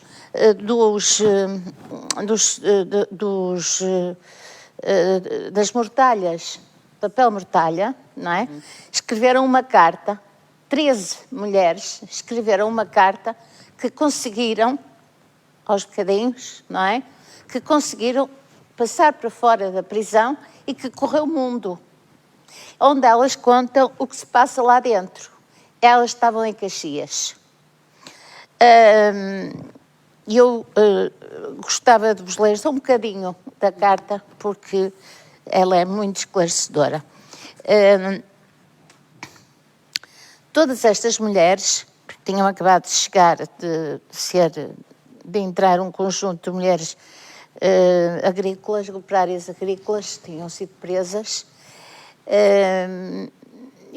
tinham entre os 21 e os 38 anos, quase todas casadas, algumas com os maridos também presos e mães de filhos, que por cá ficaram na terra, bem longe, à espera do regresso dos seus queridos pais. Todas estas mulheres foram barbaramente torturadas na PIDE, sofrendo insultos, espancamentos, tortura do sono e estátua, sendo algumas delas submetidas a uma forma de tortura, a estátua, depois de colocadas em cima de cadeiras e amarradas para que não caíssem, visto que se apoiavam num pé só, ficando o outro suspenso e mantendo-se nesta posição de 2 a 4 horas. As marcas destas torturas eram bem visíveis pelas muitas nódoas negras que se mantiveram durante muito tempo no corpo e pelo inchaço terrível de pernas e pés que as impediu de se calçarem durante algum tempo. Não bastante tudo isto, a PIDE aplicou a 2 dessas mulheres uma forma requintada de tortura, um aparelho elétrico sobre as cabeças, após muitos dias e noites impedidas de dormir, enquanto vários agentes continuavam a berrar-lhes para que não adormecessem. Bom, eu leio este bocadinho só porque me parece que é interessante chamar a atenção que isto existiu. Isto não é ficção. E o que aconteceu com o 25 de Abril é uma coisa fantástica. Portanto, a resistência é uma coisa permanente, na minha vida é permanente, começo como estudante, ligada às associações de estudantes, ao movimento estudantil, depois como professora, nos grupos de estudo de professores do ensino secundário que vieram a dar mais tarde os sindicatos, não é? E, portanto, participei em muitas lutas, mas, enfim, eu era uma entre várias e muitas, não é? Mas o que eu queria chamar-vos a atenção é para as medidas imediatas que aconteceram logo após o 25 de Abril. E dizer-lhes isto, aquele período foi tão rico em construções, não é? Construção em todos os sentidos. Aquele trabalho de liderança de que a nossa querida amiga estava ali a falar, esse trabalho de liderança, havia muitas mulheres ali, desse género, não é? Que iam, exigiram uma creche para aqui, que iam tratar, elas próprias construíam. Eu assisti, participei nestas coisas e, portanto, foi um período de grande evolução. Mas do ponto de vista mesmo da lei, e eu trouxe aqui algumas coisas para não me esquecer, já em 1974, houve 3 diplomas que abriram acesso das mulheres a todos os cargos da carreira administrativa local, carreira diplomática e magistratura. As mulheres não podiam ser juízas. Sim, sim. Não é? Por exemplo. Nem diplomatas. Nem diplomatas. Foram abolidas todas as restrições baseadas no sexo quanto à capacidade eleitoral dos cidadãos. As mulheres não votavam. Só em algumas. Em 1969, eu votei pela primeira vez porque foi nessa altura que as mulheres alfabetizadas podiam votar. Alfabetizadas já estivessem pelo menos a 4ª classe, não é? Puderam votar. Pronto. E a partir daí, mas havia também muitos homens que não votavam, porque não sabiam ler nem escrever, não é? Portanto, é uma coisa extraordinária. O voto universal é só depois do 25 de Abril. Depois do 25 de Abril, só depois. Voto universal, exatamente. Outro aspecto é questões da concordata. A concordata que impedia os divórcios e que entre homens e mulheres tinham casado pela igreja. E havia situações terríveis que se iam, casamentos terríveis que se iam mantendo, não é? E que esta história da concordata foi também tem um papel muito importante. Há um outro aspecto que era uma coisa terrível, que eu há pouco não queria falar e que me esqueci de falar, é que a lei, antes do 25 de Abril, portanto, a Constituição e as leis, permitiam que um homem matasse a mulher em caso de adultério. Portanto, se o homem apanhasse a mulher ou tivesse conhecimento que a mulher tinha sido adúltera, podia matá-la. E pouco sofria. E Era condenado a meio ano fora da comarca. Fora da comarca, exatamente. Mas ficava com todas as Portanto, propriedades. terminou isto, foram, portanto, eliminados as atenuantes especiais para o crime de homicídio. E, enfim, e houve uma coisa muito importante que aconteceu em 1975, por exemplo, que fez com que houvesse a igualdade salarial, pelo menos na lei, não é? O aumento da lei da maternidade, da licença de maternidade. Eu, por acaso, só tive um mês ainda, mas depois passou logo para 3 meses, que foi ótimo. Enfim, a proibição de qualquer, mesmo antes da Constituição. Digamos que a Constituição vem já numa fase em que isto estava conquistado na prática. Não na lei, mas na prática. E uma coisa muito interessante que aconteceu em 75 foi a primeira Conferência Mundial de Mulheres, promovida pelas Nações Unidas, e pela primeira vez as mulheres puderam participar, foi o governo português e as mulheres, nomeadamente o Movimento Democrático de Mulheres, numa conferência internacional, sem se esconder, sem ter medo de serem apanhadas e presas. E, portanto, isto foi tão importante que foi as Nações Unidas, aquela grande assembleia, não é? Com mulheres de todo o mundo, a ovacionar as mulheres portuguesas quando elas entraram dentro do pavilhão, o espaço onde aquilo aconteceu. Foi no México. É fantástico. E quem conheceu esta evolução toda e chegou aqui e ficou assim, meu Deus, isto está a acontecer, não é? Nós conseguimos, nós estamos a conseguir. Claro que hoje continuamos a ter muitos problemas, não é? E um dos maiores problemas que tem um bocado a ver com uma coisa que disse ali da mulher e do homem, não é? Ora bem, mas que disse ali a nossa querida, como é que é? Cantadeira e mulher de força e tal, que eu admiro muito. Uma coisa que era muito importante era não só os aumentos salariais, porque é uma coisa terrível, não é? A maioria das pessoas e das mulheres então nem se fala, continua a haver discriminação, não é? Mas, salarial muito. sobretudo, mas também a questão das leis que facilitam a coordenação entre o trabalho e a família, não é? Isso é fundamental. E é fundamental para as mulheres, e para os homens. É fundamental para os homens, porque é para os dois, não é? Não é só para um, e é fundamental para a família, é fundamental para as crianças e para a família em geral.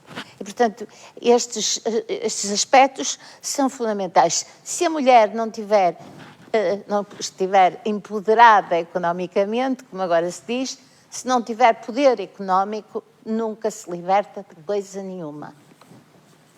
Nomeadamente das agressões, de ser vítima de agressões e de maus tratos, como continua, e de abusos, como continua a acontecer. Sim, eu acho que eu diga mais alguma coisa? Não, eu acho que fez um bom ponto de ordem ao que amanhã é o Dia da Mulher, como falávamos, e é extraordinário as conquistas, as lutas ganhas, não é? As lutas ganhas. Mas é preciso ganhar alento para as demandas que ainda estão, e fez um ponto de ordem importante, mas penso, não sei se aqui as outras senhoras que nos acompanham, se também têm assim alguma causa que acham que é importante, que falta ainda cumprir, que ainda é preciso ir mais longe. A Manuela falava da diferença salarial, falava ainda da persistência da violência doméstica, da violência de género, da violência dos abusos, não é? Mas da questão do direito à família, a vida familiar. Sim. Mas pronto, há muitas outras questões que se calhar que vos afligem, que, por exemplo, a Avelina é uma líder, mas os cargos de liderança ainda não estão largamente abertos às mulheres, não é? Não. Nós aqui só estamos a falar das mulheres. E os homens? Não, os homens estão Quantas muito... vezes é que os homens, coitados, as Os homens mulheres... são grandes parceiros para nesta luta com as mulheres. Queremos os homens também nesta conversa, claro. Mas nós falamos, não é só nisso, estou a dizer, por exemplo, nas mulheres serem escravizadas, naquele tema. E agora? Agora, quantos homens, coitados, calam-se porque têm vergonha de dizer o que se passa. Mas eu conheço alguns que sabem Deus a vida deles. E são nas mulheres, E então aí as mulheres é que estão a proceder mal. Mas eles é que também têm que se queixar, também têm que A violência, lutar. é claramente não é sobre as sobre, mulheres. não é só sobre as mulheres. Não é só, então Não há é. tantas mulheres, Mas a maioria há tantos é. homens, coitados, que são... Oh, querida, mas a maioria é das mulheres. É porque Mulheres, idosos está e crianças. estudado. Isso é verdade. Isso é verdade, a maioria maioria é as mulheres. maioria Mas também há muitos homens. Sim, mas Não digo que não, mas... Sofrem humilhações, porventura. Que Exatamente. sofrem. Claro que sim. Então não há. Sem dúvida. E eu penso que todas... Idosos, pessoas Os idosos e as Sabe crianças. Deus? Mas eu penso que estamos todos... Preocupa-me imenso, não é? Sim, todos preocupados também até com que essa... mais me preocupa são os idosos, porque há muitos Pois é. a padecer, muitos mesmo. Mas é assim, pois é. É muito bom agora, porque realmente, antigamente, não, agora tinha essas pensões, as reformasitas, essas coisas assim, estes idosos que trabalharam Mas que é na isso, agricultura, tão pouco que eles têm têm aquelas uma reforma reformasitas tão e pronto, e ajuda a, Exatamente. 300, 400 euros, que é a isso? dar a quem olha por Não é? eles. Mas Ainda há muita ainda há muitos idosos que são muito maltratados. Muitos idosos, coitadinhos. E homens também. Algumas Sim, mas eu também penso não que nós- passam nos homens. Eu penso que Ai, nós passam, não. todas, eu penso que não, falo por todas quando digo que nós defendemos, o que defendemos para as mulheres, defendemos para os homens. Nós Claro, defendemos claro. que todas as pessoas se cumpram, não é? É esse homens e mulheres. Se me Agora- der, agora- se for possível, só para dizer uma coisinha em relação ao Dia Internacional da Mulher, porque é que existe, não é? Pois. Pronto, existe porque no século XIX, num período, portanto, há 2 séculos atrás, num período em que começou a Revolução Industrial, portanto, e era preciso muita mão de obra, os patrões queriam ter mão de obra barata, sobretudo gente que ganhasse pouco e que trabalhasse muito. E, portanto, houve um conjunto muito grande de mulheres que foram trabalhar, sobretudo, para a indústria têxtil e que trabalhavam 16 horas por dia e ganhavam metade daquilo que ganhavam os homens. A cegueira era a doença profissional delas, porque elas trabalhavam 16 horas, portanto, uma grande parte do tempo era às escuras ou com as velas, não é? Pronto, e depois isto veio mais tarde a decidir-se num congresso que era importante fazer-se lembrar todos os anos estas mulheres que lutaram, que fizeram as primeiras que fizeram greves, que foram para a rua, etc., que era preciso chamar a atenção para que estes problemas fossem chamados ao público, não é? Fossem conhecidos. E aos governos também. E foi assim que, durante muitos e muitos anos, e em Portugal também houve, na Primeira República, um conjunto de organizações femininas que tiveram um papel importantíssimo, nomeadamente na educação, por exemplo, não é? Mas não só, noutras áreas, mas que depois acabou tudo, porque com a ditadura as organizações de mulheres, ou qualquer organização, foi considerada ilegal. Acabaram. Pronto, e portanto, tudo o que ia acontecendo era semi-legal, era semi-clandestino, era semi-legal, todas as lutas que se faziam eram deste género. Mas houve muitas, ao longo daqueles 48 anos, houve muitas lutas das mulheres para que elas Só em 1975 é que as Nações Unidas decidiram que o dia 8 de março era o Dia Internacional da Mulher. Mas o Dia Internacional da Mulher começou a ser comemorado em 1911 em todo o mundo. E é esta a história resumida do 8 de março. Resumida, claro. Portanto, este dia existe porque ainda é preciso que exista. Precisamente. Se não fosse preciso, pronto, ótimo. Estaríamos numa... porque estávamos num mundo diferente. Exato. Mas essas lutas começaram a ser feitas por, como disse no início, homens e mulheres. Não, mulheres e homens. Alguns homens Às vezes também. não, às vezes não. Mas Às vezes havia grandes guerras entre os homens e as mulheres. Mas havia alguns acho que também não é justo esquecer que houve alguns homens a apoiar estas mulheres. Mas essas mulheres eram ainda... Até na Primeira República houve alguns homens que apoiaram, mas a Primeira República o movimento foi uma desilusão, mulheres. sim. Mas esse movimento de mulheres era sobretudo mulheres de uma certa burguesia, mulheres escolarizadas, mulheres... Havia das duas coisas. Quer dizer, mas o movimento, o grande movimento aberto, a grande participação ocorre já só com 25 de Abril, não é?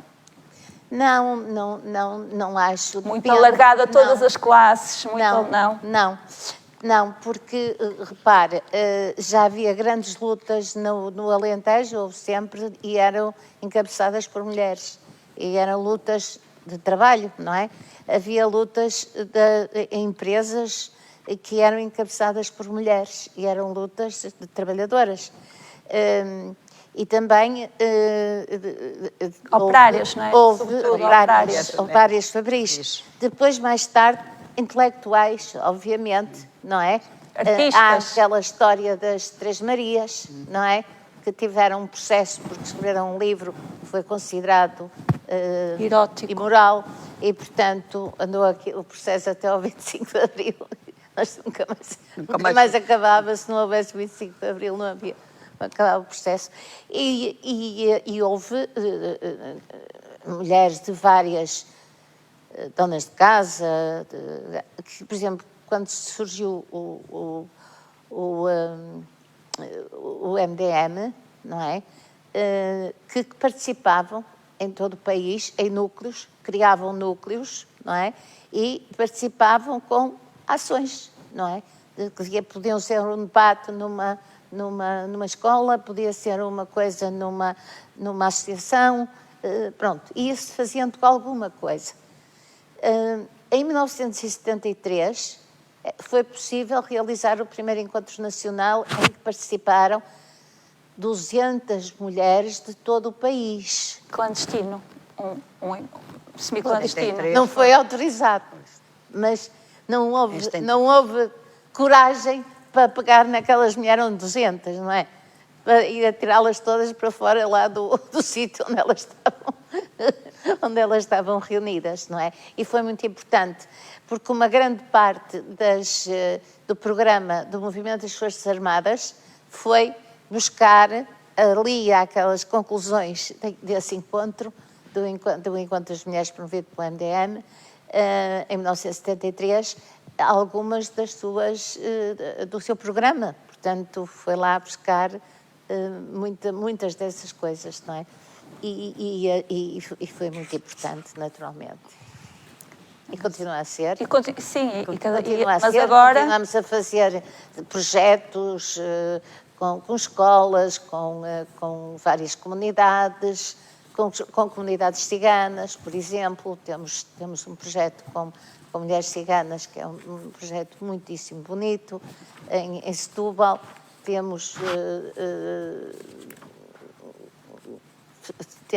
Temos feito materiais didáticos para os jovens trabalharem a violência no namoro, ou as questões da igualdade, ou, enfim, esse tipo de coisas.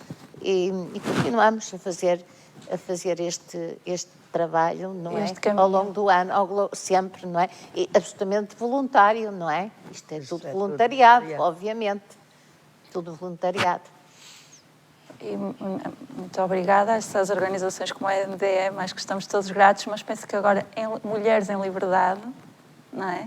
Que bom que é, Mulheres em Liberdade e Homens e Mulheres em Liberdade, podemos fazer essa luta todas e sermos todas ativistas. E podermos dizer aquilo. Sim, e continuaríamos muito mais, pelo menos eu, com certeza, Manuela, Olga, Graça, Avelina. Muito obrigada por partilharem este testemunho connosco. Obrigado. Para mim foi sem dúvida muito interessante e gostava muito de podermos continuar, quem sabe, mais tarde, esta conversa. Muito obrigada. Obrigada, muito obrigada. Obrigada em meu nome, em nome do museu, pela vossa generosidade, da vossa partilha. Obrigada. Obrigada. Portanto, é assim, as conversas são estratégias, que terminava só relembrando as palavras de uma resistente antifascista, Margarida Tengarrinha, artista e recentemente falecida, num livro que escreveu. Diz ela: não há futuro sem memória, que da memória das lutas do passado depende a nossa capacidade de resistência e de construção de todas as novas lutas. A memória aparece como uma espécie de dever, não só ético e afetivo, mas sobretudo político. Claro que o político é aqui num sentido de visão do mundo e não partidário. Portanto, tem sido também este o papel do museu, do nosso museu, e por isso acho que felicito e agradeço, pois, a toda esta equipa por esse papel. Estamos-vos muito gratos. O museu continua aqui à espera de ser visitado e revisitado e também tem muitos conteúdos pertinentes nas redes sociais. Nós por hoje ficamos por aqui. Muito obrigada pela companhia que nos fez.